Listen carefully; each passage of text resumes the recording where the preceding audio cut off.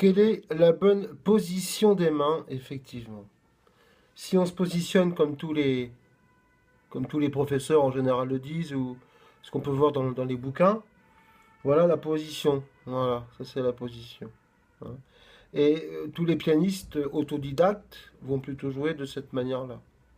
Et en fait, les pianistes français, compris des cours, vont jouer comme ça, puisqu'on leur a dit comme ça.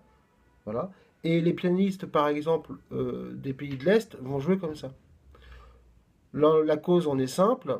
Nous avons une culture de clavecinistes, et les clavecinistes, pardon, jouent comme ça. Dans les pays de l'Est, il n'y a pas de culture vraiment de clavecinistes, Russie par exemple. Donc, les gens jouent tout naturellement du piano comme il se doit, c'est-à-dire comme ça. Quand vous marchez les jambes plutôt raides. Hein, vous marchez pas comme ça. Parce que les profs vont dire, ouais, mais pour jouer vite, les doigts se mettent comme ça. Oui, donc c'est automatique en fait. Tout naturellement, nous allons marcher les jambes raides, à peu près raides, hein, d'accord.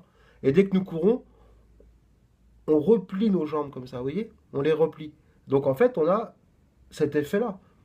Sauf que ça, c'est naturel dès lors où on joue vite.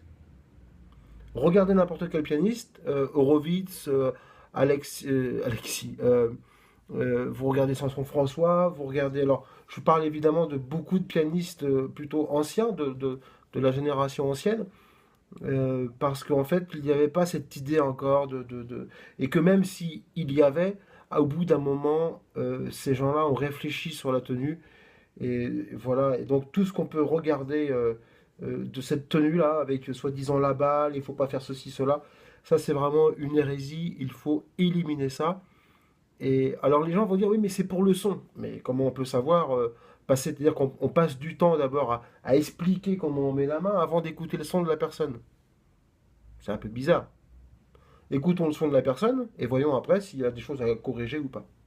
Donc au niveau de la position de la main, cette école-là, enfin voilà, ça n'a pas de sens. De plus, au niveau de la pulpe, lorsque vous mettez les doigts comme ça, vous avez très peu de pulpe. C'est normal, hein. Vous voyez, il y a très peu de pulpe, je m'en rapproche. Et bien qu'ici, il y a peu de pulpe. Si je fais ça, il y a plus de pulpe. Et quoi que vous fassiez dans votre vie, votre amoureux, votre amoureuse, vous la prenez à pleine main et non pas du bout des doigts. Plus on utilise, plus on prend les choses à pleine main, mieux on les maîtrise. Si vous regardez un crayon, on écrit très finement et pourtant on le prend à pleine main et on le sent. Et je vous garantis que si vous faites l'expérience en prenant, vous demandez à quelqu'un qu'il écrive une toute petite phrase, aujourd'hui le soleil est là, là, il écrit, et vous essayez de lui prendre le crayon, vous verrez que vous ne pourrez pas lui prendre. Sauf si vous le prenez avant. Ça veut dire qu'avec de la force et en prenant à plein doigt, on va dire, à plein doigt, comme ça, vraiment, hein, on arrive à écrire finement. Donc, toutes ces histoires de position comme ça, là, enfin, je retire le pouce. D'ailleurs, rappelez-vous qu'avant, en 1700, jusqu'en 1720-30, voire un peu après, le pouce était interdit. Et donc, ouais, vous voyez ça, non, ça, bah, c'est pas très naturel, on dirait un crabe qui joue. Voilà, posez la main. Et de toute façon, ça va se faire tout naturellement. Soyez accompagné par un prof ouvert à cette philosophie, on va dire, et vous verrez, les choses se passent simplement. Et je pense que pour avoir la bonne position de main, il ne faut pas stresser l'élève, il faut le laisser faire et travailler avec son naturel.